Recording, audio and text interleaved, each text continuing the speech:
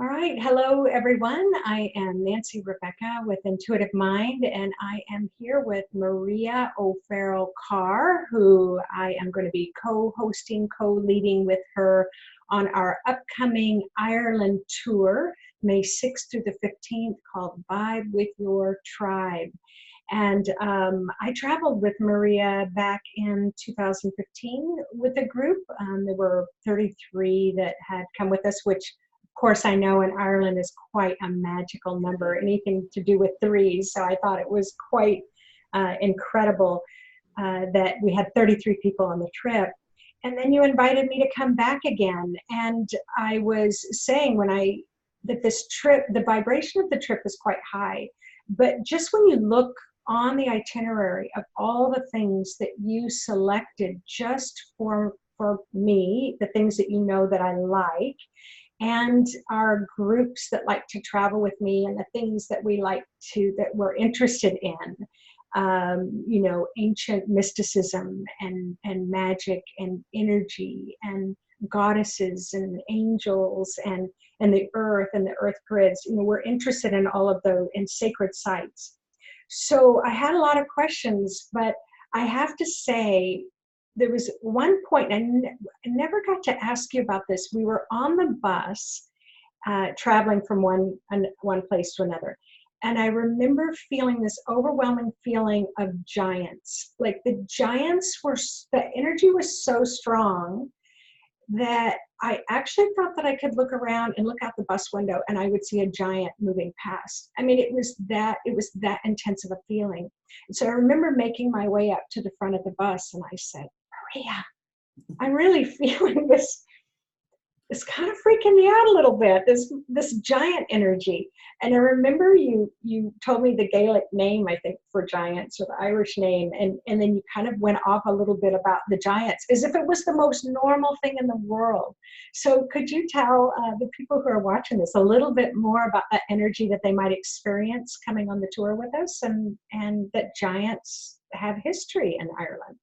Yeah, well, for each person, I find that they can connect with different energies in Ireland because there's so many different elementals and spirit guides. Our trees, the green man is a very strong energy there, and our goddesses, our fairies, and we have the giants energy as well. And we have people that come over and I just go, oh, you're stone people. And they go, what? And I said, you've got stone people energy. Because when it's like as if they are lit up when they go and they connect with the stones, whether it's stone circles or whether it's a Celtic high cross, but they seem to be able to, they can hear or feel whatever their clair senses are the strongest, and they're able just to tap into that energy. It's sort of like when somebody comes along, it's like, oh my goodness, you've got such fairy energy. And then there's elf as well energy. I see people all the time in Ireland, and it's just like, oh, they've got the elfin energy. And then some people are really connected to the giant energy, and a lot of them love to go to places like the Giant Causeway, where there's a whole long story which I won't go into today, but it is about the giants. Wow. Yeah. So, and of course, when we go back, when we go back to Atlantis, they were a very tall race as well, very like the Lemurians in the land of Mu. So some people are coming back and they're connecting with the Atlantis as well. Wow. But the part that I found is that here you are, you're Irish. Even now, you're talking to me like that is the most normal thing in the world. But in our Western culture, many people don't believe in those sorts of things. So in Ireland, do a lot of people still believe in that folklore, the history, not just as stories around the fire, but that they were the real beings? Yes, well, in every culture you'll have some that do a lot and some that don't. Sorry, my cats are having a little chasing game here. A lot of them do, and when I in 2012, when I started, did the first tour in 2013, people just thought I was mad. So what, you just bring people over and shown them stones in a field? And it wasn't, it was like, it was just always there. There wasn't any attention to it. And as the people were coming over, it was like the Irish are going like, wow, like they're really interested in that. And so there's so much more now interest in it as well. And there's so many people going back to the land as well. Yeah. The Irish have always been great walkers. So on a Sunday, they're out walking in the fields, are out in beautiful trails. And they are very connected as well with our superstitions, which is a good thing in a way, because it's actually protected these sites like ring forts. A farmer would never take one down because it would be terrible bad luck. And the fairies might come and be really mad at you. But that culture is respect. A bit of fear, but it was respect for the fairies, that they are a part of the land as well as they're, we're honored to be on the land. But the fairies are just one part of it. There's all the different elementals. Each plant has got a little sprite fairy that just doesn't care about the humans, has no interest in us at all, but it's all about that one plant, and they would have their own team. And so when we go over there, we're connecting with what is our team that is calling us, whether it is you're a stone person, whether you're into the giants, the Lemurian, or the Atlanteans, fairies, or if you are just into the history. Yes. Or connecting with your ancestors. On every time on the bus, I'll have somebody saying, my ancestors came from Ireland. I feel like I'm coming home.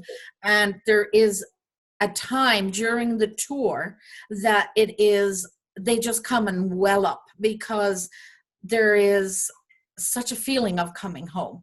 And on the bus, we always leave empty seats, because we know that there's going to be lots of ancestors that are coming home.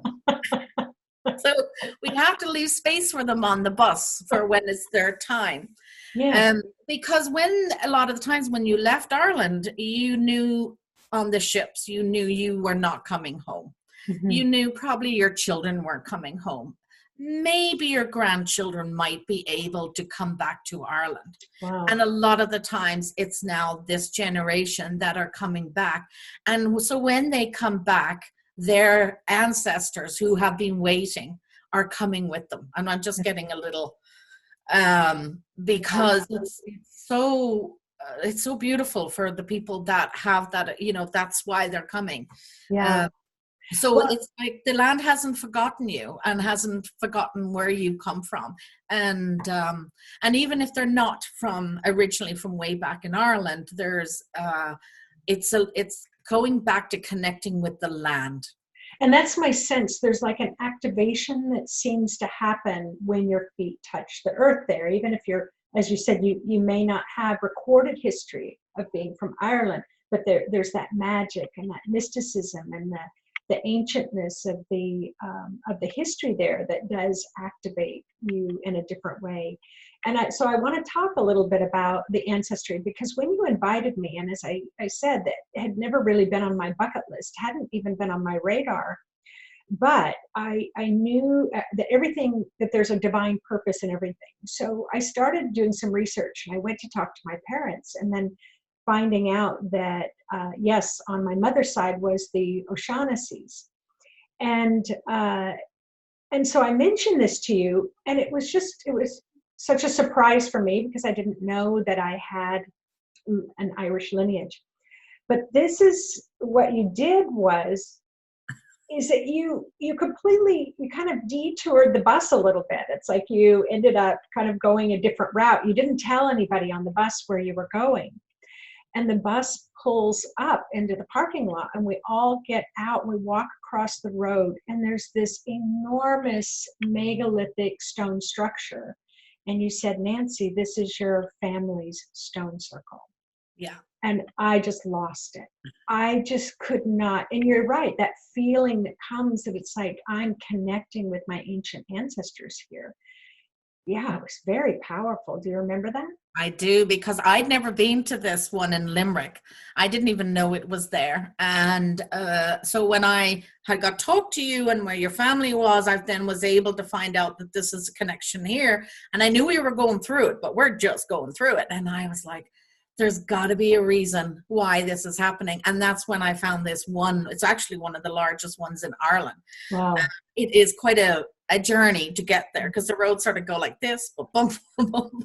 And it was interesting with that, because when we went, there was, for me and for a few of us, we felt there was a lot of grief in this circle. It Yes. connected with the famine, and it was like we did a lovely meditation. You guided a beautiful meditation, and we had everybody connect with the land in this circle. And there was a shift. It was like it lifted a bit. And I've actually been back a few, not every tour, because, you know, yeah, it's time to get there, and also it's a bumpy little road. But we've gone a few times, and it's interesting, when I've gone, the sense of that grief has gone. It has lifted. And we were there one time with a group from circle dancers from Brazil, and to see them dancing in the circle, where when we were there, it was so heavy and there was so much grief. And then as each time, as remember I was saying about the when people are coming, they're coming for the holiday, which of course they are, but it's more than that. The land is calling, and the work that's done with permission from the land, from the guides of the land, of course, first. It's just having to see these places change and lift, and the vibration being lifted. And the souls and the ancestors also have been lifted into it. Yeah, it was powerful, and it was special that you would do that. So thank you again. Well, thank you, because we found the most beautiful place. And when Nancy says it was a car park, it was a pull over the side of the road. But speaking of megalithic structures, so this was the other thing that I was not aware of with Ireland. And so another time we were on a bus, I felt the energy shift in a big way, and you had taken us to this other stone circle, and it was quite lovely and quite powerful as well. And then I ended up going to Newgrange, and it was just like you can almost feel the wall, like the aura of it that just goes out miles. You can literally feel when you drive into it. But the part that surprised me was that even like Newgrange and many of the megalithic structures and the domes, I'm not quite sure what a dome is, it D-O-L-M? Dolmen. They're actually older than Stonehenge, but not many people in the world know that. So yeah, well, when we went, a lot of people didn't know about it, but you know, people are starting to write a bit more on it as well. But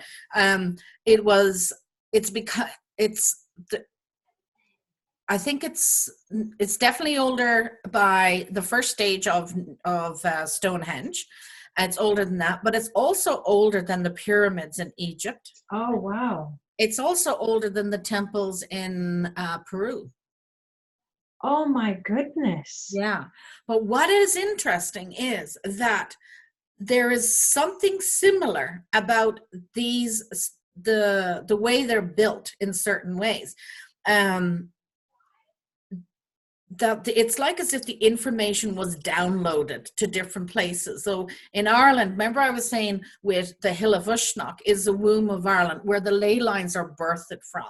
And then they travel around the world, you know.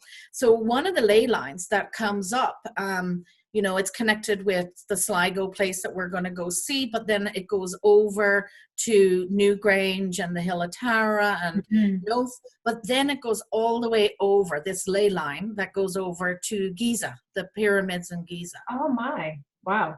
So what I feel is that the birthing sort of happened from the Hill of Uisneach, which is a big thing that we're going for the World Gathering of Tribes celebration on our tour. But then that what happens there, then it just shifts it. So when you go inside of Newgrange, if you look up into the center chamber, it's built, it looks like the inside of a pyramid. The stones are layered all the way up with a capstone at the top. And so when I went in, first of all, it's just like, this is like being inside a pyramid, because the outside doesn't look that way. It's a dome on the outside. So it was quite a surprise to see that the chambers was like this. And it was just like being inside a pyramid. So there is a ley line, a very strong one that goes across there called the Giza ley line. Ah, but there's a lot of stone circles in Ireland. And I remember wanting to find a map or something, and I don't think they've all been mapped. I don't think they've all been documented. Yeah, there's one good map, and it's got some of the sites. It's hard getting it even into a map. That's the thing. And there's another map that has Sheila na Gigs, which is a different story we'll talk about another time. But there is some as well, but there is so many. So when somebody says, well, I need to go and see this one, but if I'm going along and I know I'm going to need to travel from here to here, I can be sure that I'm going to find either a stone circle, a dolmen, a cairn, or a Celtic high cross, or a holy well, or something along the area, because they're everywhere. It's just, the whole country is very sacred. Yes. It just has so much. And a couple of things why as well was, as I said, the one big event that didn't happen was the Romans didn't come. Yeah. So that sort of protected the land, because the Romans would do, the straight roads, and so the land was protected a lot one way. And the other one as well was the respect by the farmers for the ferries. So they had a bit of fear, but they also had respect. So they didn't touch these ferry forts or ferry rings or stone circles. They would protect them as a respect for the ferries. And that helped protect it a lot as well, too. And the other one is, too, that the Ice Age did not happen in some parts of Ireland. Oh. And so places like Kerry, which is one that we always sort of spend some time in Kerry, because it was lovely, fun vibration, but beautiful ancient sites. And so that also means that there was some protection, because of the glaciers weren't hitting in certain parts. Well, and they call them fairy ring forts. And so this was something that I found fascinating as well, that they pretty much remain hidden. You don't always know where they are. And like you said, if they're on people's land, that's like the fairies' homes. They're not going to talk about that. But you've actually, our group on our tour for May 6th to May 15th, you've actually cultivated a relationship with someone that has one of these fairy fort rings on their land, and have given permission, I understand, for us to come see it, which is quite rare. So can you tell a little bit more about what a fairy fort ring is? Yeah, so that one is the real first one we went to. Was that one, it was on the land. So when you want to go, and if you're driving along the road, just say you have a car and you drive and you see something, you need to ask permission of the farmer or the person of the house that has it. And it is because they are the guardians of the land. So you need to ask them for permission first of all, and then when you do get there, it is then you're asking again of the permission of the land before you come in, and especially before doing any work. So I'll have some people say, oh, I just know I need to come and I need to do a clearing on this certain thing. It's, I feel I'm being called. And of course, the first thing is that, you don't come into somebody's house and say you need to paint your kitchen. It's you ask the permission first to sort of say, I've got, would you like anything to be done? Yeah. So one of the ones that I'm excited, I was telling you to go, was a classic case. It was this beautiful ring fort in Kerry. And we drive by it, but it was not open. It was the farmer, it was closed, and that was it. And I think his granddaughter has decided to open it up. And you go in and they have these baby goats running around, and some rescue ponies and horses that live now on the land. And so we come in, and then you get some food, and they're all running around wild, jumping around the place, and we get to go in. So it is with this lady, she has been drawn to open it up to the people, but it's because the fairy fort is ready for the people. So even though I'm driving by every year and I'm seeing this, it'll happen when it's going to happen. The land will be ready for us. And until then, it won't be opened up. But I would never get up and just go into it, because it's someone's home. It's the fairy's home. Yes, and it's until the guardian of the land is okay to do that. But now it is open, and so exciting. Yeah.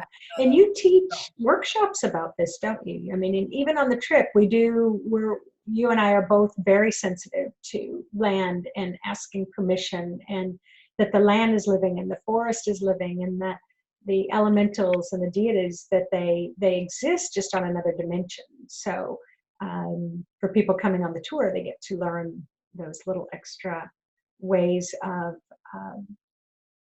being in relationship with the earth and with the land there. Yeah, being a sort of connecting and working together as one. Yeah. So I love just bringing the people there, and I think that's just why I do what I do. Because it's a two-way relationship, that the land is also calling them, and the land is wanting these people to come at a certain time. And but then we're also receiving as well. Yes. Beautiful. So I would, as we're just kind of wrapping this up, I do have some other questions about you, about the actual trip and some of the towns that we're going into and some of the foods. I loved, is it the black pudding and the white pudding? Well, we could talk about that, but I just love that. And so I want to talk about that in another video. But how people can find out more information, so about this trip that's coming up. The official tour starts May 5th or 6th, I think, although you and I are both offering workshops ahead of time. The workshop in for a 3-day retreat before. Yes, so people have that option. That's an option for them to come in earlier. I am going to be presenting a 1-day workshop on the ancestors, to connect with your maternal and paternal ancestors, regardless of whether they are Irish or not. And so it's a really great way to start the trip, as you're really engaging and also building that relationship and listening to your ancestors throughout the whole trip. So that's why I like to offer it in the beginning. And then you're also offering a workshop where you talk about the goddesses and Celtic tradition and the Druids. Yes, Celtic Wisdom Workshop. As a Celtic Wisdom keeper, I just thought that was a good name for a workshop. So it is a collective of it's sort of like, sometimes it's just so hard to get all the information out to the group while we're on the bus or at the site. So it is like, before we start going off and exploring Ireland, to have a nice, easy, gentle day of just having a workshop where we talk about and we share about the Druids and about the different goddesses that are Celtic goddesses and gods as well, about the land, about the grids, the Gaia grid, magnetic grid, the different, and the ley lines as well. And we talk a little bit about the history of Ireland, and why stone circles are just more than just rocks. That there is a whole energy that sort of happens in these portal areas. And and we do an old Celtic spiral meditation, which is to do with our chakras, which is very different from what I learned with Healing Touch, which was lovely. But the Barbara Brennan one is quite different. So this old Celtic one is a whole different way of doing it. And so we do that as well. And a lot of grounding as well for the first days. So the 3 days they arrive, if they want to come early for the retreat, they arrived, and the next day it is good after, for people coming for a long way, to get out and move the body. Yeah. So we have our lovely Irish guide, Rosie, comes and picks them all up and at our hotel, brings them into Dublin and shows them the most amazing archaeology museum, I think, in the world, but it is beautiful. And so she gets to see all of that and some of the arts, and go to Dublin and then come back. And then we go into Nancy's workshop one day, and then we're into our one. And then after that, we're off exploring. As a group, As a group. And it just gives us a couple of days just to get our feet grounded. And also I find that when there, you know, when we do a workshop before we go, we are able then to understand a little bit more what we're seeing on the road. Yes. And it's layering. So in the workshop, I talk a little bit about, say, Queen Maeve. And then we're going to go to one place, we'll learn a bit more about Queen Maeve. And then we'll go further up to Sligo. And we learn a bit more about stone circles in Queen Maeve, or it could be the goddess Anya. But it is like the layering. So, and it just then at the end, it seems to all come together. Beautiful. All right, so if you all want some more information about this trip that's coming up, you can go to my website at www.intuitivemind.org and then just click on the Sacred Ireland trip, Bide with Your Tribe, that's coming up, and that will take you right to getting more information. You can also mariaofarrellcarr.com or mariasirishtours.com. But the easiest way is to go to intuitivemind.org, and that will get you linked up with Maria as well. So if you want some more information, just go to the site, and we would love to travel with any of you who are called to join us. So Maria, do you have any more energy to just let me ask you a couple more questions? I want to keep these videos short, but I want to ask you about some of the towns that we're visiting and some of the music, Irish music, and the Irish foods. And things like emeralds, like, is it called emeralds? The green emeralds, the stones, and things like that are part of the jewelry and the outfits. So, all right. So if you will be available to meet me again, I will be back. Love that. And thank you so much, Nancy, for setting this video up. I've had a great time. I have to. You in May. I know. All right. I'm going to end the recording here, and we'll get together in a few moments.